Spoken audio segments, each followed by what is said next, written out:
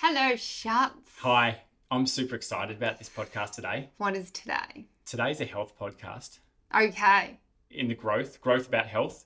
No, today we're talking about the man himself, Wim Hof, Tash. Okay, your favourite person. I'm excited. You're excited in any terms? This fascinated me when I learnt about this. So let me set the picture for you. I remember before I even knew who Wim Hof was, I must have been watching a YouTube or TV or something like that, and I saw there was this guy swimming in the water, and straight away you kind of knew it was in the Arctic. There was icebergs floating. And that's how you knew it was the Arctic. Well, it's cold. There's ice. When there's icebergs, you go, it's going to be cold. And there's this guy swimming in the water. No wetsuit. Nothing on the hands, nothing on the feet. Speedos. Amongst everything. And I'm like, holy shit, basically. Like, that just blew my mind. Like, who is this guy? Because normally when people are swimming in the water, you got this, especially the Arctic, these thick wetsuits, like a centimetre, 10 mils thick, I think. I'm just making up that, but I know they're really, really thick. Just like wearing like a seal blubber, basically, like to keep you warm. You would. So I was like, this is fascinating. And over there, I think that was a number of years ago. And then over the years, got to come across him more and more. And then a few years ago, we actually went to a Wim Hof training event. We did.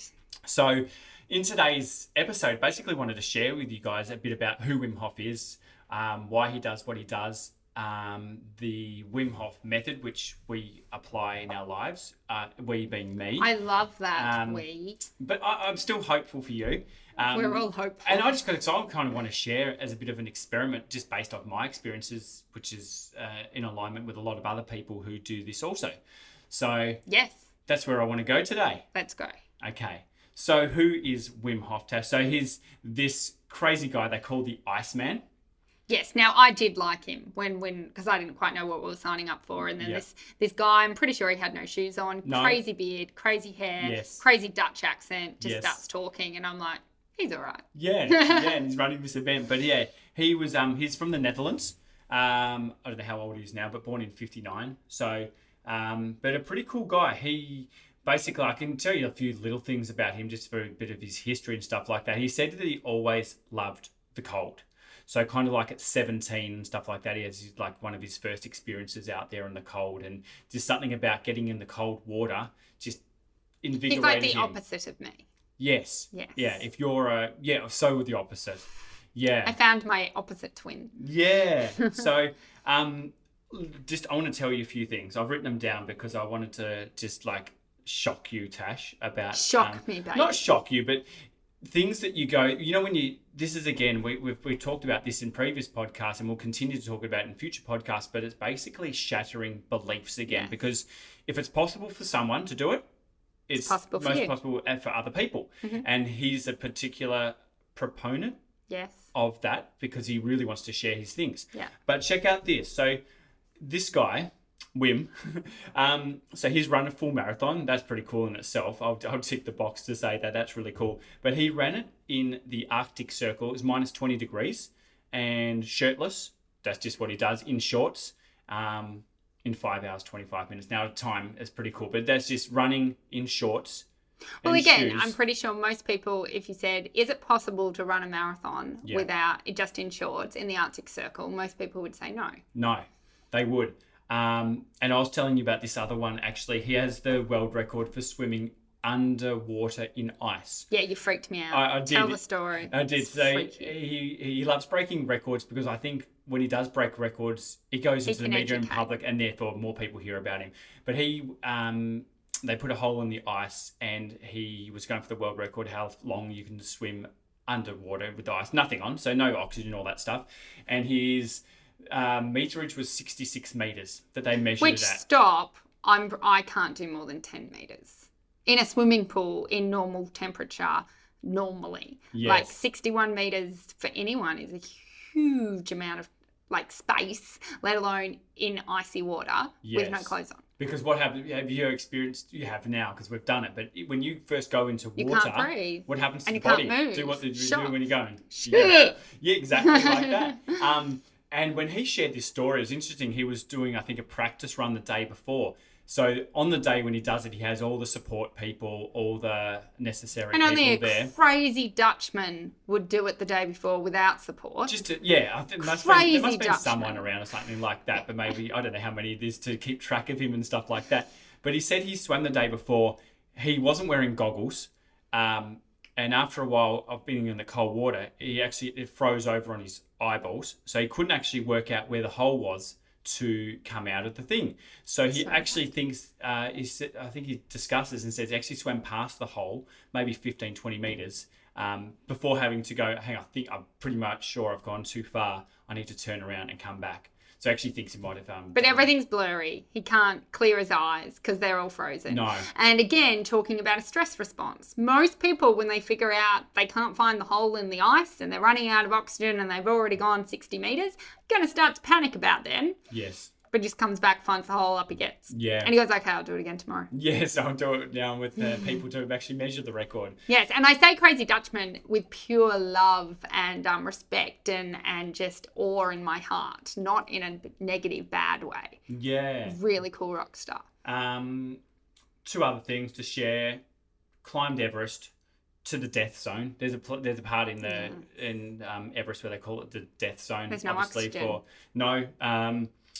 He did that in shorts and shoes. I don't think he had a top on, something like that. Yeah. Or maybe he did have a top, but he's had the shorts on. So the death zone's 7,500 meters. That's crazy. It's cold. Very cold. Yeah. So. But I think we need to just zoom out for a second and go, well, why were we at a Wim Hof event? Like, what does he stand for, and what does he?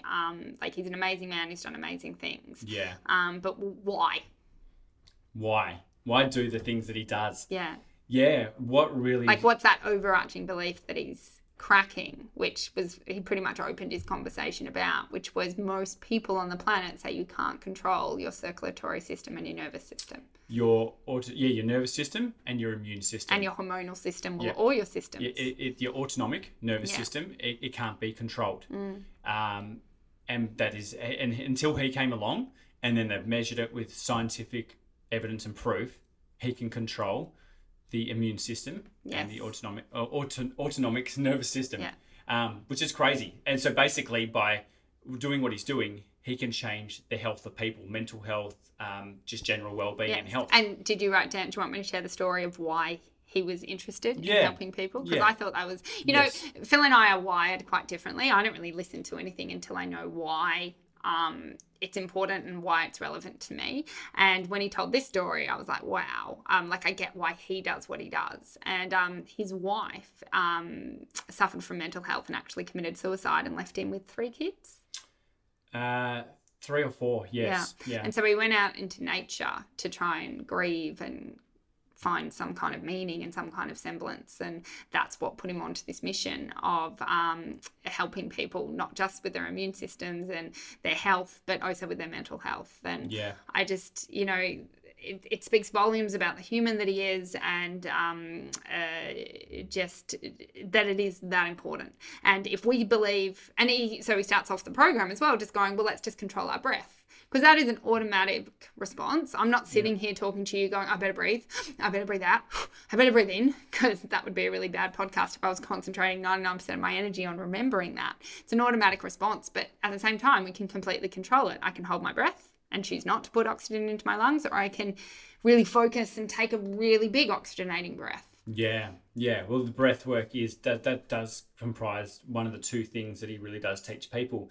And the breath thing's interesting, that when you say we breathe automatically, but he suggests we've never really learnt how to breathe. We never really sit there and control it and stuff like that.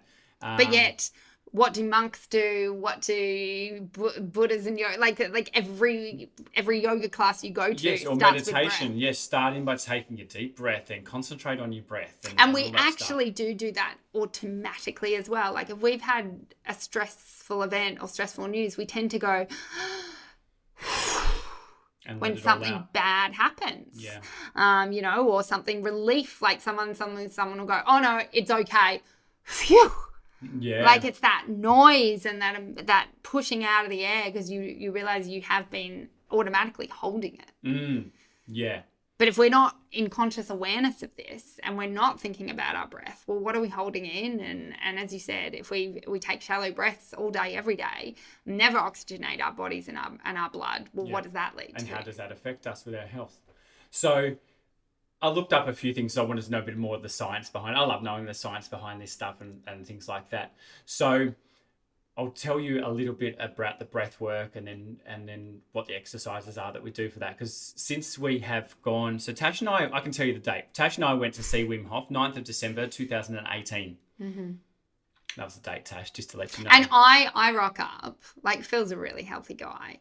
And it's just filled of people that look like Phil and yoga teachers. And I'm like, maybe I shouldn't be here.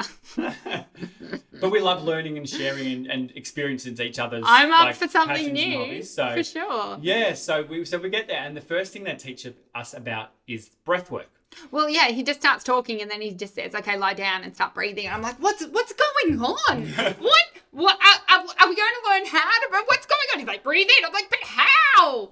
Yeah, it's a bit my personality. Yes, and what does this breath stuff actually do? Yes. So it's just to give you a little bit about the breath work. So the reason we breathe, the reason we require to breathe is because of the buildup of carbon dioxide in our blood. So the increase of carbon dioxide, so basically we breathe in oxygen, and when we breathe out carbon dioxide. And the carbon dioxide is a waste or a byproduct of converting oxygen into energy within the cells and stuff like that. And so obviously then it's carried in the bloodstream, and by having this increased carbon dioxide, it gets to a level where it tells to our brainstem, favourite part, the medulla oblongata, Tash. So a little part in our brainstem where it basically says breathe. Breathe in, breathe out. So that's actually what causes the breath. Mm-hmm. When we actually do the Wim Hof breaths, we are basically you do a series of 30 breaths, deep breath in, and you're kind of releasing about 3/4 of the breath out. And what it does is they call it like hyperoxygenation of your blood. So they said, when I was looking at this, I thought, oh yeah, we're really going to get lots and lots more oxygen in the blood. So your blood's already kind of pretty much saturated with oxygen anyway. What carries the oxygen? The red blood cells? Red blood cells. Yeah. So, and then it goes, and obviously the blood's going through the whole body, and it's just delivering these oxygen packets to all the different cells that require it. Yes. And taking the waste product of each cell, which is the carbon dioxide, and carrying that as well to be expelled. Yeah. So what you do actually when you're doing these breaths, the kind of biggest thing I didn't realize is actually removal of more carbon dioxide from your blood than you normally would have. So you're putting yourself in I think hypoxia. Yeah, hyperoxygenation, or a bit of hypoxia as they call it. So that is actually putting the body under a very, very slight stress. And every time we put the body under a slight stress, it's actually good for the body. Yeah. A little bit of a stress, in controlled kind of thing, and then returning to normal actually makes the body stronger and harder. When I don't know if they just told us this, but when I was at university, I did radiography medical imaging. And they actually talked about it as like radiation hormesis or something like that. And they used to say, a little bit of radiation dose you're getting when you're working is actually, it's good for the body. It makes you stronger, like a little doses. So I think that's kind of like here, you're putting the body under a slight stress. And so what happens is then when you, at the end of the breaths, you basically let out all your breath, and then you hold your breath. And it's quite fascinating because you can hold it for a considerable longer time. And the reason that is because you've got lots of oxygen in your blood, you got less carbon dioxide, and because you've got less carbon dioxide, it's not forcing you to want to have that breath as much, and that's the reason. And then what is actually happening now, all your oxygen attached to your blood cells is going off and delivering it where it needs to do. So that's then returning kind of to a stasis, like back to a neutral point. Yes. And that's what enables us to hold our breath. Because if I said to you now, take one breath in, do you want to do it anyway? Breathe out. And just hold it right there. I'm just going to time Tash. And because we might even do an example of a round of breaths, and you just tell me when you're going to want to breathe. So at the moment, Tash's body is using up the oxygen, all the muscles, all the cells, all the muscles. She just came from gym. All the muscles are being pumped. And then at the moment, the carbon dioxide is building up in her blood, and it's going to... Breathe. Okay. So 20 seconds. Yeah, I don't. I Not can't a do it long very time. long. We may go through a round of this later We on. don't need to. No, no. But yeah, I do this every. So I think we should talk about. So we did some breaths in the event, and I was like, okay, we're doing some breaths, and we did the breaths. My understanding was they also prepared our body for the next step, which was the cold. Yeah. Do you have to do the breaths before you do the cold? And I think we should do the overarching why. It's to put the body under stress, then would cause the body to be stronger. Yeah. So when a virus comes along or something else comes to come and harm the body, you're stronger. You've got a better immune system and a better way to handle that kind of stuff than others. So you do it because, as you said, you know the date because you've been doing it how many days? Well, actually, since we went to that thing, I loved it so much. I've done it every day since the 9th of December 2018. Yes. And we're approaching a couple more months. Then we'll have December in 21. 3 years. So that'll be 3 years. Yeah. So Phil has this remarkable ability to be consistent, and I'm waiting for his book to come out, The 3 C's. It's actually all the C word. Yes. Because he needs to help people on the planet tap into his superpower, and everyone will have that superpower within them to be consistent. So you have done it for 3 years, but the reason when I look at him from a psychological perspective and go, why does this man do the same behavior for the next 3 years, is because a little switch went on in your brain and you said, this behavior means I will live healthier, potentially live longer, and live a better health life because of it. Yeah. They looked at the benefits of especially the oxygenation, well, both parts of it, but what's it do? They say it gives you more energy. And you do have more energy than me. I hate to admit it. A lot more energy, I must say. They did say it helps with stress levels, if there is stress. Well, and again, maybe it's working very well. This man does not get stressed. I can go cuckoo around him. The kids are cuckoo. I'm cuckoo. We're all just crazy. And he's just like, it's fine. Yeah. They reckon that this kind of process helps with increased focus. I feel like I'm fairly focused. Yeah. Oh, I get it. Not on that one. It's meant to be good, just athletic performance, kind of like that. Keep the body. Well, you look pretty good. The body strong and healing. And one of the biggest things I did it too was it said boost your immune system like crazy. Well, I'm just going to like crazy because I believe it did. So I reckon before 2018, you had the common colds that kind of come around. We had young kids, still have young kids. But back in 2018, Tyler was 3, Danica was 5. They were bringing us all the daycare Everything at daycare was amazing. And you could, little thing for them, which they barely noticed, it hit you. It hit you something chronic. Now, since that date when I've started this, I haven't had a cold, haven't gotten sick haven't had since a sick then. day. No. And I remember the guy at the Wim Hof explaining it. It was from New Zealand, and he's like, yeah, it really just your immune system, it gives it that boost. And why does it give that boost? By one of my favorite things. So when you do the breaths and you're getting this hyperoxygenation and removal of carbon dioxide, you're actually making your blood more alkaline.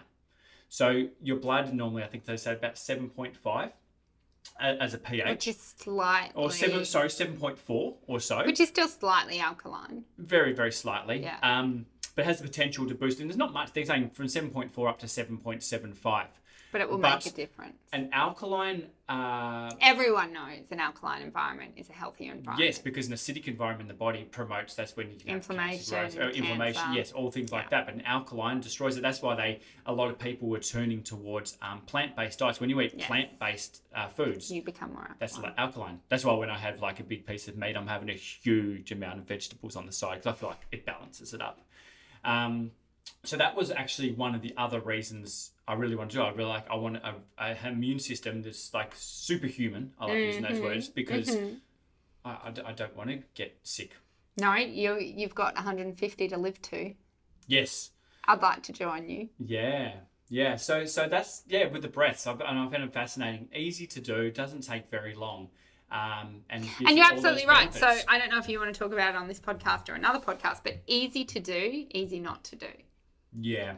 And I know I did them at the event. I probably did them the day after. And since then, if you say in the last 3 years, I've probably done them with you 2 or 3 times. Yeah. And you've done them like over 1,000 times. Yes. What do you reckon that is? I think it's a whole other topic for a whole other podcast, but I do find it very fascinating. Yeah. So that's basically everything about the breath work. I'll just describe the breath work, and so I'll just share, Tash, quickly kind of what I do for the breaths. I think it was people. How long did it take? 15 minutes, I think. Something like that. But basically, what you're doing is you're doing 30 breaths. You're breathing in as deeply as you can through your nose, if you can, and then out through your mouth. About 3/4 out through your mouth, and I kind of like count on my fingers, because if I try and count in my head, I get lost and stuff like that. So on the 30th breath, you basically go, you let all your air out, and then you're going to hold your breath as long as you can. And this is just what we talked about. Now, this is just earlier. A me thing. Yes. I can't hold my breath unless I also hold my nose. Is that a me thing? Because I cheat and I think I'm holding my breath, but I breathe in through my nose. There could be the first case I've ever heard of someone doing. I thought people normally hold their nose when they're going underwater. Well, I feel like I'm holding my breath, but I cheat. Yeah. Anyway, side note. And you do 3 rounds of these breaths. So, and also you time. Like you Yes. also, I feel like you can tell if maybe your system is a little bit under stress, because sometimes you can't hold your breath for as long as you have other weeks. Yeah. I've experienced this on different things. I think at one stage I did it in the plane because I didn't have time that morning. And was it no breath? No, not great at all. Yeah. And I didn't have the oxygen. But you probably didn't want to deeply breathe in all that the air oxygen anyway. levels in the plane or whatnot. And then what you do after you've like held your breath as long as you can, you take a nice deep breath in, you hold that for about 15 seconds, and then you repeat for the next set.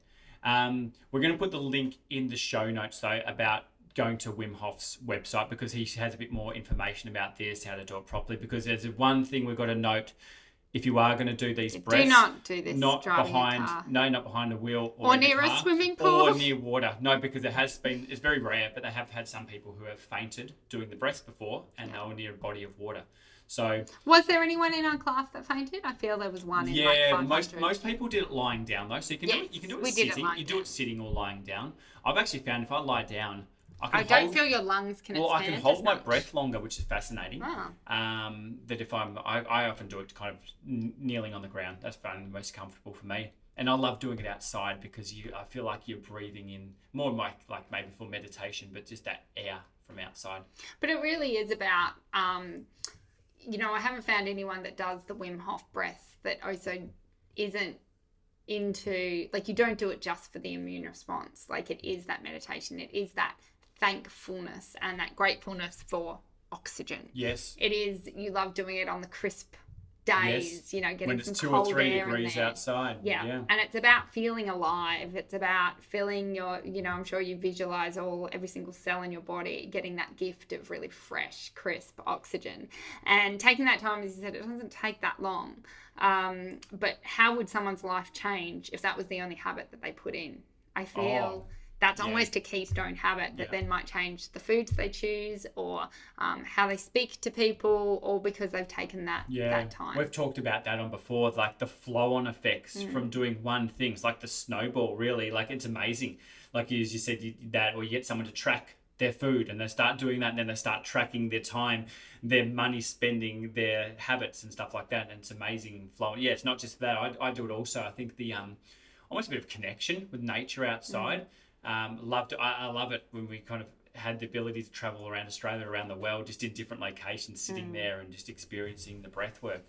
So anyway, we're going to have the link there so people can know what to do with the breaths. And one other big benefit of the breath work that he does, obviously helps with adaptation and with cold. He's had this ability, obviously, to swim in the water. So we do the breaths before the cold work, and then the cold water is not as bad. Now, apparently, so I'm like freaking out, going, "Have I done my breaths right?" Because I'm really scared of this cold water thing. Yeah, I was going to share too. He used to do this for himself, and everyone said, "Well, you're Wim. It works for you. It works for Wim. It's just you're Wim. You do something." Well, genetically, you must have a different so code. That thing that you're really doing is not doing much. He took this group of people to Mount Kilimanjaro. Don't know where that is. Africa, I think. That's exactly correct. I don't know if I'm correct if I said I didn't know where it was. I thought I'd written some notes on that, but anyway. But he took quite a group of people there, and I believe it's something like 5,000 meters high. It's pretty high. Now these people, let me find it, because these people were not experienced climbers. No, and I think he took them people with cancer, people with depression, people with all different diseases. Yes. Yeah, well, I've got it here. So it's, Mount Kilimanjaro. It's 5,895 meters high. It's in Tanzania. So there you go. So he took 26 people, and he said to, because it was more, I think, for experimental too. He's like, I can teach people what to do. And so I'm gonna get them climbing to the top of Kilimanjaro in 48 hours. Yeah, with no prior mountaineering experience, no walking experience. No, if we went up that high, I think oxygen deprivation and all that stuff, and you'd get that lightheadedness and all that stuff. Altitude sickness, yeah. Yeah. So air temperature, they said, was 3 degrees, and as if climbing to the top wasn't enough in 48 hours. And he basically did work with them for a couple of days before that. But he said people with all different things. So cancer, afflictions, yeah. There was some other, like I can't remember what other ones, but people with. There's definitely depression, diabetes. Yep. And basically, he almost got all of them. He got 24 of the 26 to climb to the top. Other ones maybe for health things didn't make, but 24 out of 26 people, no mountain climbing experience, to the top in 48 hours. That's fascinating. With breath work. Yes. Yeah. Yeah. Which is, there's breath work, and there's belief, and there's tapping into the infinite power that you have within you. Yeah. So now I want to go into the second part of the Wim Hof method experience, which is cold water immersion. Yes, which freaked me out. So it did. We knew we had to bring bathers to the class. Yes. And so then once we'd done our breath thing and he's talked a bit more, he's like, okay, everyone go get changed and then come back, and we're preparing the ice bath. And I'm really freaking out by now. Yeah, and they had different groups going in. So you'd see other people would already be going out, and then they'd come in and glowing red skin. You're like, what has happened? And it's fascinating. You're like, oh, I guess it's, the water's probably warmed up from the other people, but they put fresh ice in. No, they put fresh ice. There's ice blocks. And I know, if you're putting your hand in cold water, if you've never used to cold water immersion, putting your hand in can be kind of a shock on the body. Yeah. So jumping into this... Well, do you share your experience and I'll share mine? You go first, because... Okay, so I'm freaking out, but anyway, we walk out in, like, I'm in my red bikini in the middle of Melbourne, and there's bypassers just walking past going, what the hell's going on here? And then crazy Dutch man, gorgeous Wim, he's got a microphone, because there was like about 10 swimming pools, and there was about 10 of us getting into each little swimming pool. He's like, okay, on my count, 1, 2, 3, and then we had to just, like, there was no amount of thinking about it. And like, I don't like a cold swimming pool at like 18 degrees. It takes me like half an hour to get in. There was no thinking. It was just like legs in, fold down at the waist, and you had to put... They wanted to get up to your neck, because there's a little part on the back of your neck that really makes you... That's the one... Aware of it. It can be the trigger for... Yes. Or something like that. And they told us before, don't go... because that stuffs up your breathing. You're going to have to breathe really quietly, really slowly to get through it. So we're in there, and I think we were told we had to be there for 3 minutes. 2 or 3 minutes. Yeah. And it was 2 minutes. And so you're in there, and it actually took a while for your sensory system to figure out what had happened, because it had happened so quick. And then, like, it hits you, like it hurts. But I was so lucky, because I like, Wim's voice on the microphone was, you have the power. You can do it. And I can't remember I just remember, you are the power, you are the power, you are the power. And so I kind of closed my eyes, and I just kept saying to myself, you are the power, you are the power, you are the power. And then your hands and your feet are like going numb, like they're really hurting. You are the power, you are the power, you are the power, you are the power. Control the breath. Like, breathe in for 3, breathe out for 3. None of these. And then eventually it was 3 minutes. It was like, okay, you can get out. And it was like, wow. And we were red. And yeah, but it was weird. Like, it wasn't that warm in Melbourne, but it didn't take long to get warm again, and there was no lasting effects. It actually felt very energizing. Yes, that's what it's meant definitely to do. Felt a lot stronger, a lot more energized, a lot more. It made me feel more confident, made me feel like, wow, if I can do that, I can do other things. That little bit of discomfort, it was just so transitory. It was just 3 minutes of discomfort for all this cool shit at the end. That was my experience. Yeah, that was your experience. Yeah, I was going to say, I remember the first time going in, actually, even hitting that cold water, trying to control the breaths on that first one, your body still took a couple. Wanted to do its own thing. Yeah, to get those deep breaths was quite difficult. You're kind of fighting that resistance, and that's actually the controlled breathing of getting into the water is where the magic of this also happens, because if you go into a shock, then your body's not going to do what you want it to do. You want to be in a relaxed state, but in a stressed environment. So you don't want to like turn on the sympathetic nervous system. You want to be in control of this.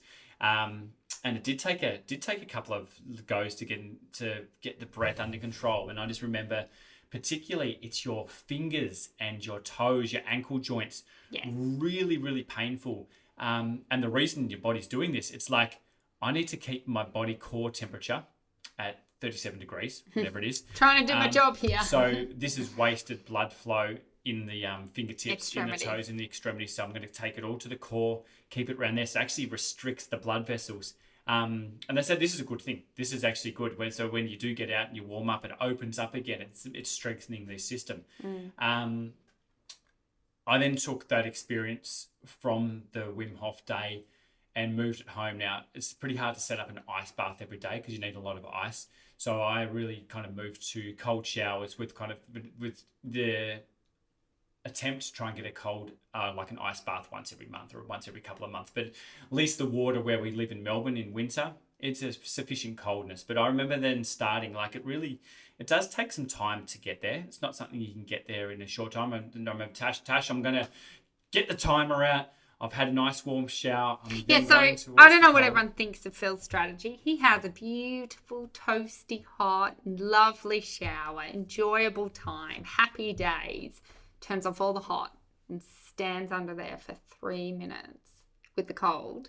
And then you and not just on your front going, okay, I'm used to it. You pivot. So it gets to shock new areas that haven't felt the cold. Yeah. Like it's an extreme strategy that you do. And I am in so awe of you. And I think you're an amazing human being to do it. Again, more than 1,000 times in a row. You just keep doing it. Like we traveled a lot before COVID, and all of 2018 we're traveling, and it doesn't matter. We've had like 12 hours on a plane. Phil gets out of the plane. He gets into a hotel. He goes into a shower. And he turns the cold water on. Like, you don't have any part of your brain that goes, oh, there's an excuse for why you can't today. No, I like to create the belief that I need to keep doing it to keep those benefits. Can't miss a day. I don't know. It serves me well for some things. It does. But yeah, it certainly was a process to build up. I was saying I was doing like 10, 15 seconds in the cold shower. At the start. Oh, so you weren't doing 3 minutes at the start? Not at the very start. I built it up. I can't remember. Yeah, and this suggests at the start, if you were doing this at home, just take a little bit of the warmth off. Like, do it in incremental amounts. Then for the people that have the personality type like I am, no, I'm either doing it or not. I know it doesn't lead us to anywhere because doing it completely is then too overwhelming, so we don't do it. Yeah, so this is meant to help those personality traits to do that. But yeah, I love, like, and there's so many benefits also, like as was mentioned with the breathing, that kind of carry across in the cold water immersion as well. Like it just builds your immune system up. It gives you that invigoration, does give you that energy.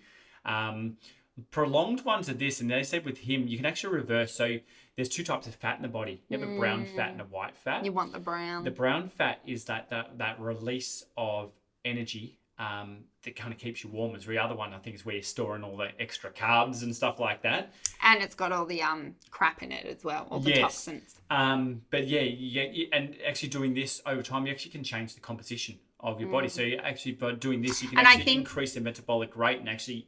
Yeah, because the kilo of the brown fat needs X amount of calories to sustain itself, whereas the kilo of white fat needs a lot less calories. Yeah. And that's weird. So as you said, the more brown fat you have, the more calories you need to maintain your weight. So if you kept eating the same but you had more brown fat, you would actually lose weight. Yeah. And actually, it served us well. Tash and I were traveling in 2019, and we were in Slovenia, I think it was. Yes. Oh, yes, Slovenia.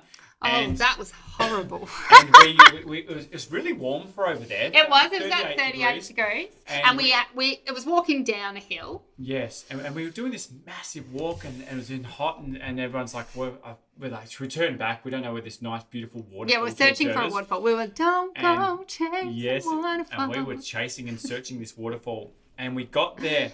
At the bottom, this beautiful waterfall. It was beautiful. Amazing watercolour. We will put a photo in the show notes. And everybody is just sitting there and watching the it. Beauty. Like, guys, let's just enjoy this water, except for one person. No, I need to say, who has watched Cocktail? Pretty sure it was a 1985, I don't know. No, 1990 movie.